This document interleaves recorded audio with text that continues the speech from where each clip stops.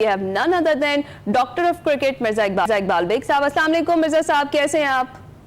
वालेकुम अस्सलाम। हिना, सुबह बखैर आपको, और अली आपको भी सुबह बखैर। मैं बिल्कुल ठीक हूँ। थैंक यू मिर्जा साहब। सबसे पहले बाबर आजम की बात कर लेते हैं। एक तवील अरसे से हम देख रहे हैं, हम डिस्कस भी कर रहे हैं, फॉर्म के मसाइल का शिकार हैं वो। आपके ख्याल में उनकी कारकर्दगी में इस कमी की बुनियादी जो रीजंस हैं, जो वजूहात हैं, वो क्या हो सकती हैं? आप क्या समझते हैं कि बाबर आजम की परफॉर्मेंस पर जो दबाव है उनकी, वो कैप्टनसी छिन जाने के बाद बढ़ा है, और क्या ये एक नफ्सियाती दबाव है जो उनकी बैटिंग पर इस तरीके से असरअंदाज हो रहा है? ना देखिए, अगले माह मई में बाबर आजम को इंटरनेशनल क्रिकेट में आए हुए 10 बरस हो जाएंगे। मई 2015 में जिम्बाब्वे के खिलाफ उन्होंने लाहौर में अपने इंटरनेशनल डेब्यू किया था, और अब वो अक्टूबर में 31 बरस के हो जाएंगे। दरअसल उनकी कारकर्दगी की बुनियादी वजह यह कि हम लोगों ने बहुत ज्यादा हाइप बना दी कि बाबर आजम को विराट कोहली से मिलाना शुरू कर दिया। हालांकि वो इस वक्त पाकिस्तानी क्रिकेट टीम के सबसे बेहतरीन बैट्समैन है, लेकिन जिस तरह की हाइप बनाई गई और जिस तरह वो कप्तान बन गए कि 2019 में सरफराज अहमद को हटाने के बाद अचानक उन्हें कप्तान बना दिया गया, और जिस तरह कप्तान बनकर उन्होंने अपने ग्रुप के लड़कों को प्रमोट किया, और जब वो कप्तानी से हटे तो दिल बर्दाश्ता हो गए। तो ये बहुत सारे फैक्टर्स हैं, लेकिन अच्छा प्लेयर वही होता है कि जो मुश्किल वक्त में रन स्कोर करे। अब टोटल 50 रन बनाए 4 इनिंग्स में, वो कल के 46 रन निकाल दें तो 4 रन थे बाबर आजम के। और इस लिहाज से अगर देखा जाए तो वो प्रेशर में तो है, लेकिन अच्छा बैट्समैन तो वही होता है कि जो अंडर प्रेशर आए और निकल कर चला जाए। तो मेरे ख्याल में बाबर आजम को सोचना पड़ेगा। फिर एक और पॉइंट है ना, वो पॉइंट ये है कि पाकिस्तानी क्रिकेट टीम के पास इस वक्त 3 ओपनर्स हैं, साइम अयूब, फखर जमान, और तीसरे जो है वो 100% साहबजादा फरहान आ जाएंगे, जिनकी परफॉर्मेंस बड़ी अच्छी है। तो क्या बाबर आजम और रिजवान T20 में इनिंग्स ओपन करेंगे? अभी तो वो कर रहे हैं PSL में, लेकिन क्या होगा ये भी $1 बिलियन क्वेश्चन है। बिल्कुल। तो मिस्टर साहब, आप क्या समझते हैं, साहबजादा फरहान को मौका मिलेगा? स्कोर तो बहुत अच्छा कर रहे हैं, लेकिन हमने देखा है माजी में भी बहुत अच्छे खिलाड़ियों को जब वो अच्छा परफॉर्म भी कर रहे होते हैं, वैसा मौका नहीं मिलता उनको कि वो जाकर इंटरनेशनल जो स्टेडियम्स हैं या इंटरनेशनल जो प्लेटफॉर्म्स हैं वहां पर अपने पांव गाड़ सकें।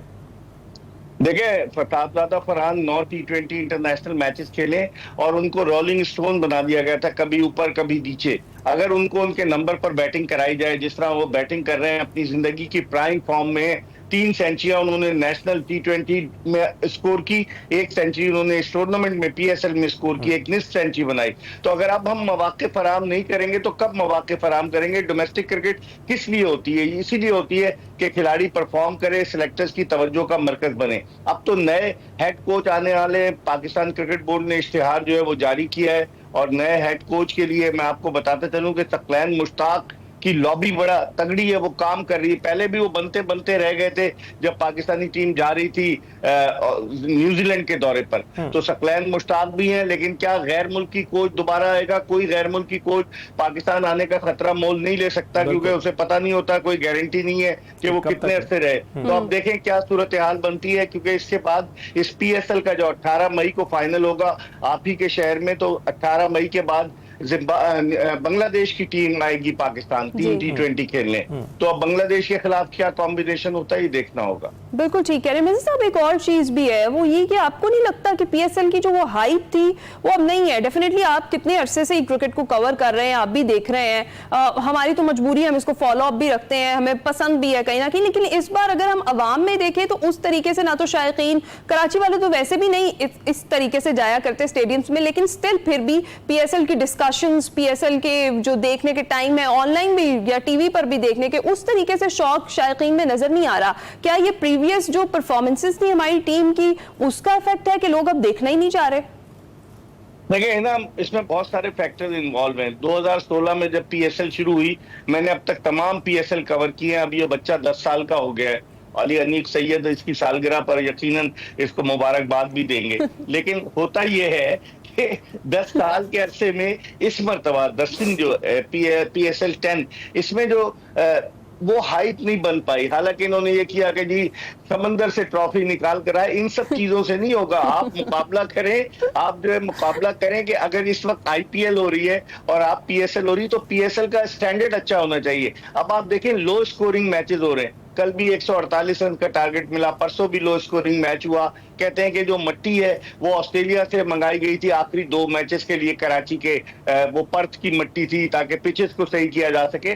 पीएसएल में लोगों की अदम दिलचस्पी की बुनियादी वजह एक तो पाकिस्तानी क्रिकेट टीम की मायूसकुन कारकर्दगी है, दूसरे पीएसएल का आईपीएल के साथ क्लैश हो गया है, तीसरे लोगों के माशी हालात हैं। अब आप देखें, एक आदमी स्टेडियम अगर आएगा तो एक तो वो दूर गाड़ी या बाइक या खड़ी करेगा या बस से आएगा, वहां से पैदल चलकर आता है, फिर उसके बाद स्टेडियम में सिक्योरिटी के मुख्तलिफ मराइल से गुजरकर जब वो अंदर जाता है, खाने पीने की अशिया इतनी महंगी है, एक चिकन पराठा रोल 300 रुपए का है, पानी की बोतल 100 रुपए की है। तो कोई आदमी क्यों 500-600-700 रुपए खर्च करे, किराया अलग खर्च करे, टिकट अलग ले? तो लोग कहते हैं कि इससे बेहतर है घर में रिप्ले देखें, मूंगफली खाते रहे, अब तो गर्मियां है लेकिन पॉपकॉर्न खाते रहे हाँ। और एंजॉय करते रहे। मिर्जा साहब, वैसे पहली बात तो ये कि क्रिकेट की जब बात आती है तो हम आपके बच्चे ही हैं, डॉक्टर ऑफ क्रिकेट की आगे कौन बात कर सकता है। लेकिन दूसरी बात ये है कि पीएसएल की अगर हम बात करें तो एक वजह ये भी हो सकती है कि लोगों अदम दिलचस्पी का शिकार है, क्योंकि जब हम खबर बना रहे होते हैं तो हमें ये बताया जाता है कि अपनी टारगेट ऑडियंस का ख्याल रखा जाए कि वो क्या पढ़ना चाहते हैं। तो जब भी क्रिकेट की बात होती है तो हमारे अक्सर शायकीन, जो क्रिकेट शायकीन है, वो अपने हीरोज को देखने जाते हैं। तो यहाँ पर तो हीरोज की जो है वो उनको कोई जो है जगह या माहौल ऐसा फराहम करना बंद कर दिया गया है, बल्कि वो इस वक्त जद में बाबर आजम की जिस तरह जिक्र किया हमने, जिस तरह मोहम्मद रिजवान की बात कर रहे हैं, तो कुछ बन भी रहे होते हैं हीरो तो हम टांगे उनकी खींच लेते हैं। तो आपको लगता है कि इसका भी फुकदान है? हीरोज की तो बात है, अब तक गुज़िश्ता 10-15 बरस में सिर्फ एक बाबर आजम ही एक पाकिस्तान क्रिकेट का एक ऐसा सितारा है जिसने क्रिकेट की दुनिया पर हुक्मरानी की, लेकिन इस वक्त वो अताब का शिकार है। ना इनको अपॉइंटमेंट जरूर दे दीजिएगा, ये डॉक्टर कह रहे हैं ना, ये कह रहे हैं बच्चे हैं तो इनको अपॉइंटमेंट दे दीजिएगा। और दूसरे जो ये बात कर रहे हैं पीएसएल की, तो पीएसएल के अंदर यही है कि अगर पीएसएल से स्टार्स निकलते हैं, आप देखें कि 2016 से जब पीएसएल शुरू हुई, बेशुमार क्रिकेटर, हसन अली पीएसएल से आए, फहीम अशरफ पीएसएल में परफॉर्मेंस देकर आए, शादाब खान ने पीएसएल में परफॉर्मेंस दी, तो बेशुमार क्रिकेटर्स हैं कि शाहीन शाह अफरीदी आए 2018 में, उन्होंने क्या परफॉर्म किया, वो आगे आए, फखर जमान आए, तो हारिस रऊफ आए, तो बेशुमार क्रिकेटर्स पीएसएल के जरिए आए। तो एक ऐसा प्लेटफॉर्म है, लेकिन अब गुज़िश्ता 1-2 बरस से पीएसएल से वो खिलाड़ी आना बंद हो गए, और उसकी बुनियादी वजह ये कि हम पीएसएल T20 की परफॉर्मेंस की बेसिस पर टेस्ट टीम में खिलाड़ियों को शामिल कर देते हैं, ऐसा होना नहीं चाहिए। तो अब देखें आइंदा ये 34 मैचेस हैं, 11 मैचेस हो चुके हैं, अभी 23 मैच बाकी हैं। अब तो लाहौर और मुल्तान में मैचेस होंगे। मिर्जा साहब यही बात करने वाली थी कि अब तो वेन्यू जरा चेंज हो गया, कराची से बाय बाय हो गया पीएसएल 10 का, और अब मुल्तान लाहौर होस्ट करेंगे, और पिंडी भी डेफिनेटली ज्यादा, लेकिन मैचेस जो है वो लाहौर में है सबसे।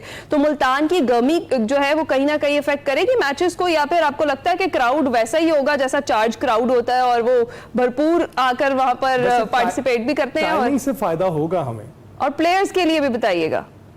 देखिए, मुल्तान में तो गर्मी होगी, अभी कराची में 41 डिग्री सेंटीग्रेड फील किया जा रहा था टेम्परेचर, जो इतनी सख्त गर्मी थी, हीट वेव का जो है वो इशारा किया गवर्नमेंट ने। तो मुल्तान में गर्मी तो होगी, लेकिन मुल्तान क्रिकेट स्टेडियम या मुल्तान ऐसी जगह पर वाकई के इर्द गिर्द के इलाकों के, चाहे वो विहाड़ी हो, बूरेवाला हो, भावलपुर हो, भावल नगर हो, साहिवाल हो, हर इलाके से लोग आ सकते हैं, इजीली एक्सेसिबल है मुल्तान का स्टेडियम। खानेवाल हो तो वहां पर लोग आएंगे डेफिनेटली। लेकिन लाहौर की बात कर रहा हूं कि अभी मुल्क में बारिशों की पेशगोई की गई है। अब रावलपिंडी में भी आप देखें बारिश की वजह से एक मैच ताखीर से शुरू हुआ, तो क्या लाहौर में बारिश का असर होगा?